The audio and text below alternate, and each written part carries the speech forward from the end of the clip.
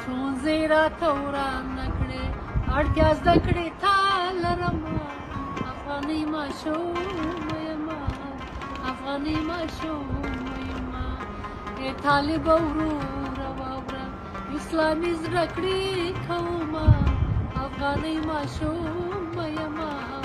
افغانۍ ماشومه د امارت اسلامي د مشرتابه نه هیله کومه چې د نجونو ښوونځي دې پرانیزي زده کړه په نر او ښځو باندې فرض دی هغه که هلک که نجلۍ د زده کړې حق لري په موږ باندې حق ده چې باید زده کړه وکړو تعلیم وکړو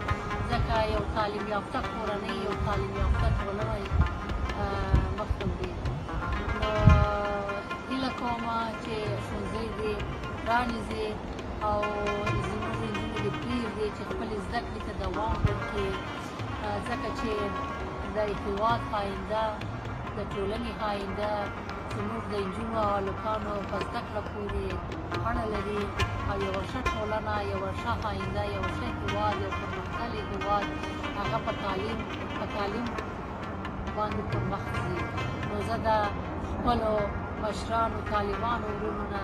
هیله کومه چې ښوونځي پرانیزي او موږ ته دې دا حق ورکړي زموږ نجونو ته دا حق ورکړي چې زده کړې وکړي موږ درسره منو که تاسې وویل چې موسیقي حرام ده موسیقي دې نه وي موږ درسره منو هره لار تاسو سره منو مګر په موږ باندې زده کړه مه بندوئ موږ ته دا حق راکړئ چې موږ زده کړه وکړو ځکه چې دا د زده کړې حق موږ ته قرآن او خدای راکړی دی دا زموږ انساني او حقوقي حق دی چې موږ باید په یو ټولنه کې زده کړه وکړو او خپله لاره په خپله